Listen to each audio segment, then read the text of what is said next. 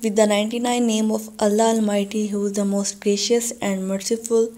Salam to all of you. I am Ariba Safdar. Today we will discuss about transcriptional regulation in eukaryotes. Eukaryotes जो है उनके अंदर transcription के process को regulate करने के लिए किस तरह ये मैकेनिज़्म जो होता है वो हेल्प आउट करते हैं, कौन से फैक्टर हैं जिसको हेल्प आउट करते हैं।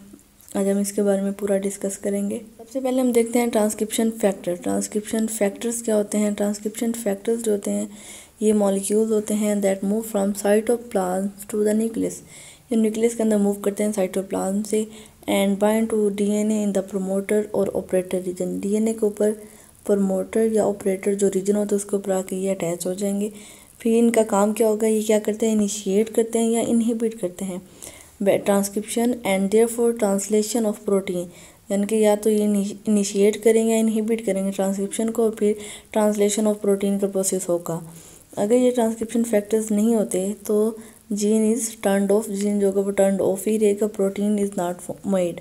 इनके जिस तरह अगर एक जीन है अगर वो टर्न ऑन हो जाए या उसको ट्रांसक्रिप्शन फैक्टर अगर वो मिल जाए जो कि उस जीन को टर्न ऑन कर दें तो वो आगे जाके अपनी ट्रांसक्रिप्शन का प्रोसेस करेगा और उससे जो है वो फर्दर प्रोटीन बनाएगा। अगर जो है ये मैसेंजर आरएनए बनाएगा फिर प्रोटीन बनाएगा, ये जीन टर्न ऑफ रहता तो आगे फर्दर वो कोई प्रोटीन की फॉर्मेशन नहीं होगी। हम देखते हैं सबसे पहले आरएनए पॉलीमरेज क्या है। आरएनए पॉलीमरेज जो ये एक एंजाइम है that transcribe gene into RNA. इनकी हेल्प आउट करता है ट्रांसक्रिप्शन के प्रोसेस में। आरएनए पॉलीमरेज जो कि ये एंजाइम है, ये जो एंजाइम है ये ट्रांसक्राइब करता है जीन को आरएनए के कन्वर्ट होने में हेल्प आउट करता है। उसके बाद होता है प्रोमोटर। प्रोमोटर रीजन आप जैसे जानते हैं कि प्रोमोटर जो होता है ये डीएनए का सीक्वेंस होता है that RNA polymerase bind to initiate transcription of gene. यानी कि डीएनए का सीक्वेंस होता है ये, यहाँ इसके ऊपर जो होता है आरएनए पॉलीमरेज जो कि वो आके अटैच होता है और इनिशिएट कर देता है ट्रांसक्रिप्शन को। और इसके बाद इन्हेंसर नाम से ज़ाहिर है यानी कि किस चीज़ को इन्हेंस करने के लिए ये भी डीएनए का sequence often far from the gene. लेकिन ये जिस जीन ने ट्रांसक्रिप्शन का प्रोसेस करना होता है जिसने आगे जाके ट्रांसक्राइब होना होता है जिस जीन ने उससे थोड़ा दूर प्रेजेंट होता है दैट ट्रांसक्रिप्शन फैक्टर बाइंड। और इसके ऊपर क्या होता है? ट्रांसक्रिप्शन फैक्टर आके बाइंड होते हैं। ट्रांसक्रिप्शन फैक्टर्स क्या होते हैं नीचे देख लेते हैं।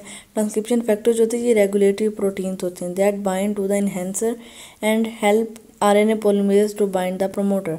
ये इन्हेंसर जो है इसके ऊपर जो आके ये रेगुलेटरी प्रोटीन जो होते हैं ये आके अटैच होंगे और इसके बाद ये हेल्प करेंगे आरएनए पॉलीमरेज के वो बाइंड हो जाएगी इसके ऊपर प्रोमोटर के ऊपर। उसके बाद देख लेते हैं प्रोमोटर्स। प्रोमोटर्स जो होते हैं are vital component of expression vectors because they control the binding of RNA polymerase to DNA। ये RNA polymerase की बाइंडिंग को कंट्रोल करते हैं। ये about 100 to 1000 base pair long होते हैं प्रोमोटर। यहाँ पे देखेंगे हमारे पास ये स्ट्रक्चरल जीन है जिसने ट्रांसक्रिप्शन करनी है, ठीक है। यहाँ पे स्टार्ट होती है ट्रांसक्रिप्शन। इसके ऊपर यहाँ पे ये देखेंगे ये वाला रीजन जो ये प्रोमोटर का रीजन है।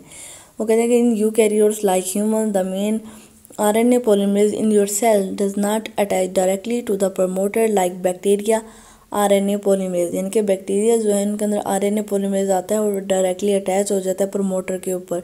लेकिन जो ह्यूमन है यूकैरियोट है उनके अंदर इस तरह का कोई सीन नहीं होता। उसमें जो होता है आरएनए पॉलीमरेज होता है वो पहले इसमें यहाँ पे बताया कि instead help a protein called basal और जनरल ट्रांसक्रिप्शन फैक्टर्स। ये ट्रांसक्रिप्शन फैक्टर्स ये जो बेसल जनरल जो ट्रांसक्रिप्शन फैक्टर होंगे ये आके पहले बाइंड होंगे फिर उसके बाद जो होंगे वो आरएनए पॉलीमरेज आएगा वो अटैच होगा डीएनए के ऊपर। Many eukaryotic promoter have a sequence called TATA box. बहुत सारे जो यूकैरियोट्स उनके अंदर यहाँ पे ये देखा आपको नजर आ ये टाटा बॉक्स सीक्वेंस होते हैं इनके अंदर जीन में, क्योंकि पहले जो होता है थायमिन होता है फिर एडिनिन आ जाता है फिर थायामिन आता है फिर एडिनिन आ जाता है, इसलिए इसको टाटा बॉक्स का नाम दिया गया है।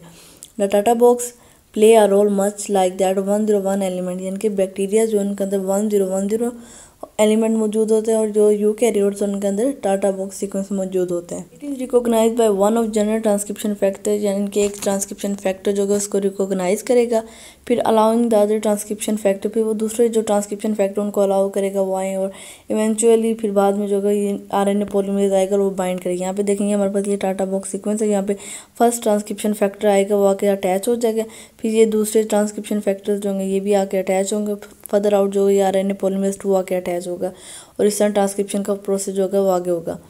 यहाँ पे वो बता रहे हैं कि it also contain lot of ES and TS which make it easy to pull the strand of DNA part, यानी कि डीएनए जो डबल स्ट्रैंडेड होता है डीएनए, उसको जो होता है सेपरेट करने में भी हेल्प आउट करता है। देखिए यहाँ पे पूरा हमें मैकेनिज्म बताया हुआ है कि किस तरह जो होता है इसकी जो है ट्रांसक्रिप्शन का जो प्रोसेस है वो रेगुलेट किस तरह होता है, कौन से फैक्टर जो होते हैं इसमें हेल्प आउट करते हैं, फिर किस तरह होता है। यहाँ पे देखें सबसे पहले कहते हैं activator protein bind to enhancer reason.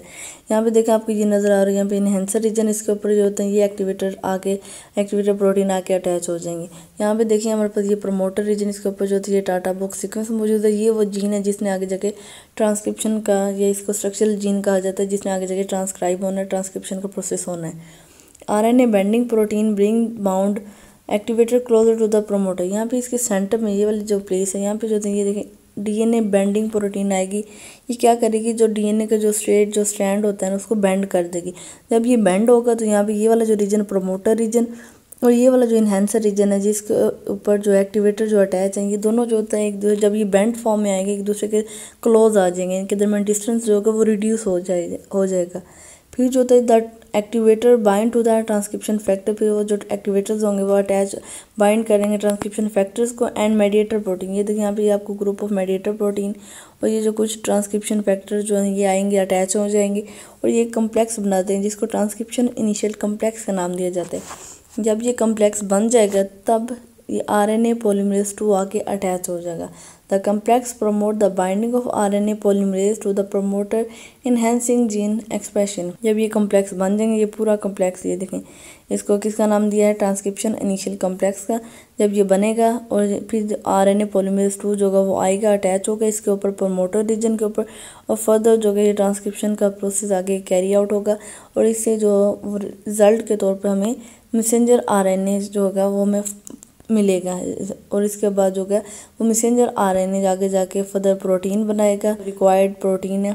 Thanks for the watching. अल्लाह हाफिज़, फ़ी अमान अल्लाह।